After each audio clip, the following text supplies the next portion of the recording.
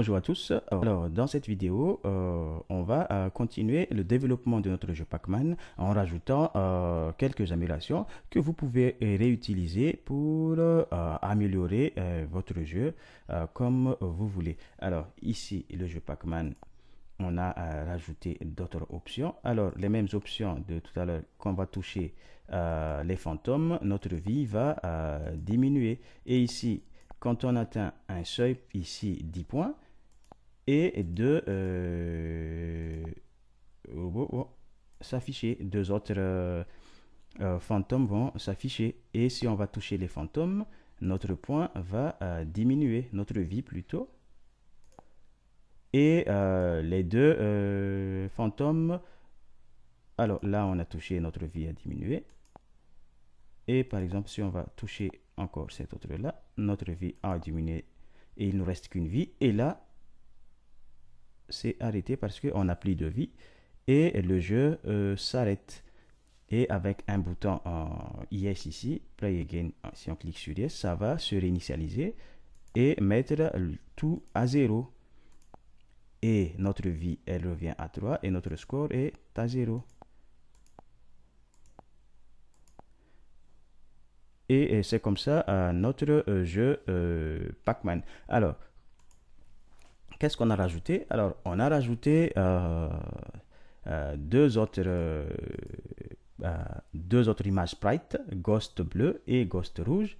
Notre Ghost d'avant, c'est un Ghost fixe. Si il ne bouge pas, mais si on le touche, notre vie va diminuer. Et on a aussi rajouté un Ghost, une image sprite Game Over. Alors, les deux Ghosts ici, Ghost bleu et Ghost rouge, s'affichent à un intervalle bien donné, mais à différents endroits qu'on a fait aléatoirement. Alors, ce que vous allez rajouter dans votre ancien jeu Pac-Man, c'est simplement deux ghosts et une image Game Over. Alors, on va passer dans notre bloc de code. Alors, qu'est-ce qu'on a? Alors, les anciens blocs. Alors, nous avons les anciens blocs ici. Ça, on va plus y revenir, mais on va passer maintenant aux différentes collisions. Alors ici, Ghost 1, quand Pac-Man, notre balle 1, va rentrer en collision avec ce Ghost, alors notre vie va diminuer d'un. Et si ici on a une procédure Game Over, et c'est quoi ce procédure Game Over? Ce procédure Game Over va arrêter le jeu si notre vie est à 0. Ça, on va revoir à la fin. Maintenant, on va passer à notre horloge. Alors ici, qu'est-ce qu'on a fait? Alors, on a mis un autre horloge pour envoyer nos deux fantômes, Ghost bleu et Ghost rouge, en action. Alors ici, la condition c'est quoi? La condition c'est que si le score est sur 10, on va utiliser mettre en action les deux Ghost bleu et Ghost rouge. Alors, ce sont deux procédures et les procédures sont ici. Alors, qu'est-ce qui se passe? Alors, qu'est-ce qui se passe? Alors, ici, on va mettre, c'est pareil pour les deux, hein. Je vais simplement expliquer sur Ghost. Alors, on va mettre Ghost visible. On va le mettre en rouge et une orientation de 0. Alors, l'orientation de 0, c'est quoi? L'orientation de 0, c'est une orientation qui va aller de gauche vers notre droite. C'est notre gauche vers la droite. Et l'orientation 270, c'est du haut vers le bas pour le bleu. Alors, après, on a mis un intervalle de 100 millisecondes et une vitesse de 10. On rappelle que l'intervalle ici, c'est le temps et la vitesse ici, c'est le nombre de pixels à traverser. Intervalle et vitesse, ça va nous donner 110 pixels sur 100 millisecondes. Et après, on va appeler notre ghost rouge. Alors, notre ghost rouge. Alors, sur l'axe des X, il ne varie pas. On va faire quoi? Alors, on va prendre notre hauteur. Alors, sur une hauteur aléatoire, qu'est-ce qui se passe? Sur une hauteur aléatoire, on va afficher notre ghost. Alors, on va par exemple le mettre cadre 1 point hauteur moins hauteur de notre image sprite ghost rouge. Et du coup, il va comment? Il va s'afficher du gauche vers la droite. Et ici, c'est pareil. On va l'afficher, on va l'envoyer du haut vers le bas. Alors, vérification.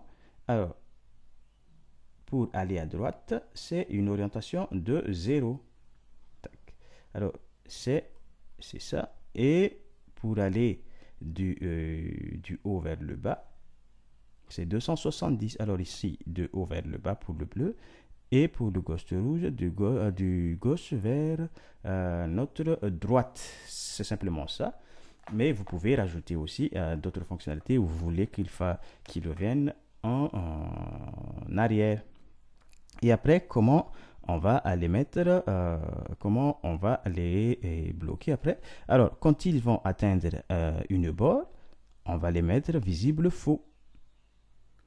Et après l'enclenchement de notre chronomètre, il va encore renvoyer celui-là et s'afficher à d'autres points. Ça pour afficher nos deux ghosts bleus et ghost rouge.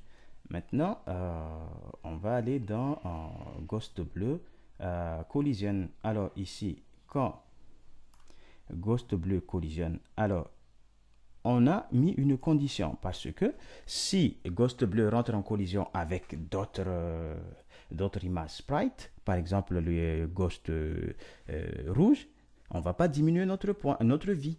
Du coup, on va mettre une condition. Alors, si l'objet est égal à la balle 1, qu'est-ce qui se passe? On va déplacer. Alors ici, c'est ghost, l'autre ghost qu'on va déplacer parce que lui aussi, pour rajouter quelques peps à notre jeu, on va aussi le déplacer pour piéger un peu l'utilisateur dès qu'on est touché par un ghost bleu, mais l'autre ghost aussi, il va se déplacer. Et après, notre vie va diminuer. Et on appelle un game over. Et pareil pour ghost rouge.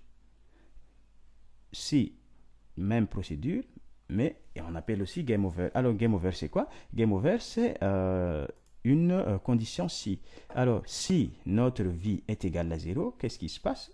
Alors, mettre game over vrai, mettre la balle activée à faux, mettre l'horloge chronomètre activée à faux. On va désactiver notre chronomètre et on va mettre visible notre bouton reset.btn. Et qu'est-ce qu'il faut quand on va cliquer sur ce bouton reset? Alors, quand on va cliquer sur ce bouton reset, on va mettre game over visible à faux, mettre la balle activée à vrai, mettre notre chronomètre à vrai, mettre notre left score, c'est-à-dire notre vie à 3, et notre score à 0. Et aussi, on va rendre invisible notre bouton reset.btn. Alors, maintenant, quand l'écran va s'initialiser, qu'est-ce qui se passe? Alors, pareil comme avant, notre ghost, on va le placer à un endroit aléatoire. Et on va aussi appeler notre game over. On va le mettre au milieu. Alors, pour le mettre au milieu de notre écran, c'est-à-dire, on va le mettre la cadre largeur sur 2 moins notre game over point largeur sur 2. Comme ça, notre game over se place bien au milieu et on le met aussi au milieu de suivant Y, cadre 1 point hauteur sur 2.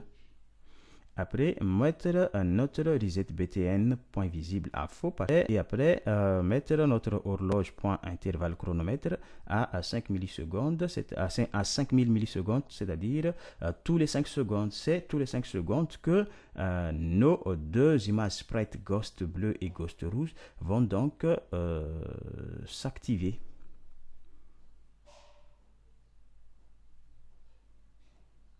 Alors, on a parlé à peu près de tous les codes qu'on a rajoutés dans notre jeu Pac-Man.